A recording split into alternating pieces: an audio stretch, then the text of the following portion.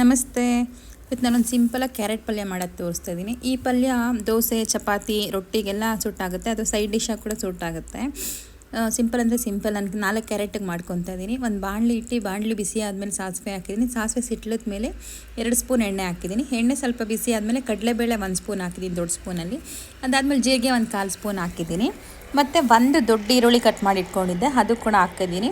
ಒಣಗಿದ ಮೆಣಸಿನ್ಕಾಯಿ ಯೂಸ್ ಮಾಡ್ತಾಯಿದ್ದೀನಿ ಇಲ್ಲಿ. ನೀವು ಹಸಿ ಮೆಣಸಿನ್ಕಾಯಿ ಬೇಕಾದರೆ ಯೂಸ್ ಮಾಡ್ಬೋದು, ಬಟ್ ನಾನು ಒಣಗಿದ ಮೆಣಸಿನ್ಕಾಯಿ ರೆಡ್ ಚಿಲ್ಲಿನೇ ಯೂಸ್ ಮಾಡ್ತಾಯಿದ್ದೀನಿ. ಒಂದು 5ರಿಂದ 6 ಹಾಕಿದ್ದೀನಿ. ಖಾರ ಬೇಕು, ಕ್ಯಾರೆಟ್ ಸ್ವೀಟ್ ಇರುತ್ತೆ ಅಂತೇಳಿ. ಮತ್ತೇನು ತುರಿದಿಟ್ಕೊಂಡಿದ್ದಲ್ಲ ಆ ಕ್ಯಾರೆಟ್ ಹಾಕಿ ಸ್ವಲ್ಪ ಉಪ್ಪು ಹಾಕಿ ತಿರುಗಿಸ್ಕೊಟ್ಬಿಟ್ಟು ಸ್ವಲ್ಪ ಪ್ಲೇಟ್ ಮುಚ್ಚಿ ಸಿಮ್ಮಲ್ಲಿ ಬೇಯಿಸಬೇಕು. ಅವಾಗ ತಿರುಗಿಸ್ಕೊಡ್ತಾ ಇರಿ.